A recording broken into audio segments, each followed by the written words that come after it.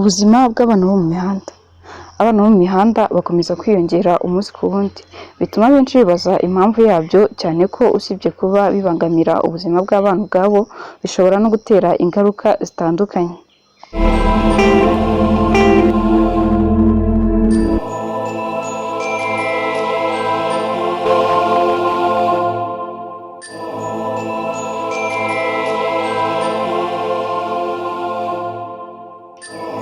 Iki kibazo kigaragara ahantu hatandukanye ariko by'umwihariko mu mijyi. Rimwe na rimwe usanga ari ikizamini ku bashoferi bakorera mu mijyi, aho babona utwana duto twambukiranya imihanda. Mu masaha y'umugoroba iyo ugendagenda mu bice binyuranye by'imijyi, uhasanga abana bari kunywa za kore, bakurira mu mipira bafite uducupa twa lisansi n'ibindi. Abo bana benshi barara mu mihanda, aho baba bafite indiri muri za ruhurura, mu bikarito, naho abandi ijoro rigatandukana bakanuye.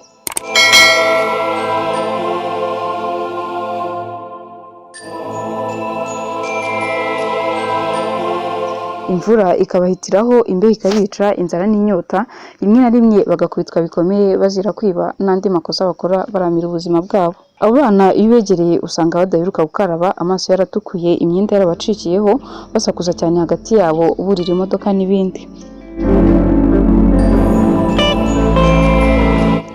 Gusa gusobanukirwa amwe mu magambo baba bavuga biba bikomeye, kuko bagira ikinyarwanda cyihariye. Urugero twavuga nk'injuga, kuyoka, swaga, horo, ikosora, ubukaro, ishumi yanjye, ukasirwa, inkangu, umucarutsi n'izindi. Mu bushakashatsi bwakozwe na National Commission for Children ku kibazo cy'abana bo mu mihanda, abana babajijwe ngo bavuze ko impamvu ibatera kuza mu mihanda ari ubukene, ababyeyi batita ku nshingano zabo n'amakimbirane.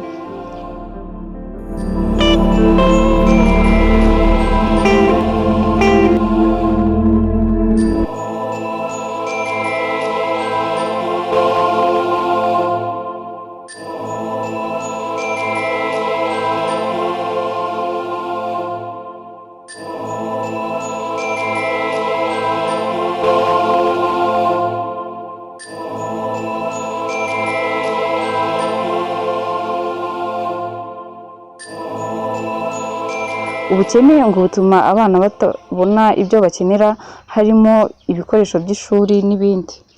Abo bana ngo bahunga imiryango yabo kubera ubukene, abandi bakajya kwishakira uko babaho. Bamwe muri bo ngo baba mu mihanda ubuzima bwabo bwose, naho abandi birirwa mu mihanda ariko bagataha iwabo. Muri iki gihe umubare w'abana b'abakobwa baba mu mihanda ugenda wiyongera bitandukanye n'imyaka yashize. Abo bana b'abakobwa babigiriramo ingaruka zitandukanye, zirimo gupfa mu bwonko, uburwayi butandukanye, kunywa ibiyobyabwenge, ariko kuri bo hakiyongeraho n'ihohoterwa rishingiye ku gitsina.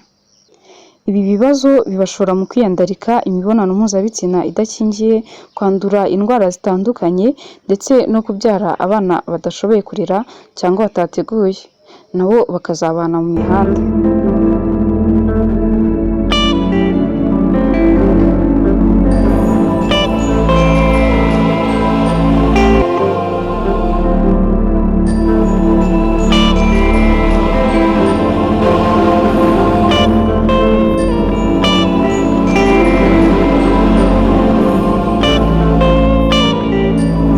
Komisiyo y'igihugu y'abana ivuga ko ari ikibazo gikomeye, ariko nacyo kigaruka ku miryango, aho umuyobozi wayo atanga urugero rw'aho umubyeyi ajya gusabiriza ahetse umwana mu mugongo, ndetse afashe n'undi acukije, bityo nabo bagakurira muri uwo murongo. Avuga kandi ko ababyeyi bakwiye kugaruka ku nshingano, kuko akenshi ibi bibazo bituruka ku babyeyi, nk'amakimbirane mu miryango, imirimo ivunanye, kutaganira kw'abagize umuryango, ndetse n'ibindi bishobora gutera abana kujya mu mihanda.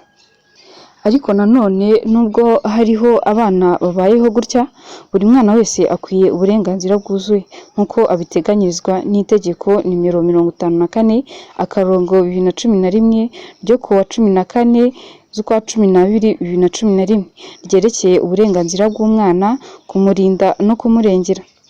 Harimo inshingano z'umuryango n'ababyeyi zo kuyobora umwana. uburenganzira ku buvuzi n'ubwishingizi bw'indwara, uburezi n'ubundi burenganzira bugenerwa umwana w'umunyarwanda ngo azagire ubuzima butuma abaho none n'ejo hazaza. Mu byo Leta y'u Rwanda yimirije imbere harimo gukemura burundu iki kibazo. Icyakora aba bana nubwo baba mu mihanda nk'abandi bose bagira inzozi zitandukanye mu gihe baba babonye amahirwe yo kuva muri ubwo buzima.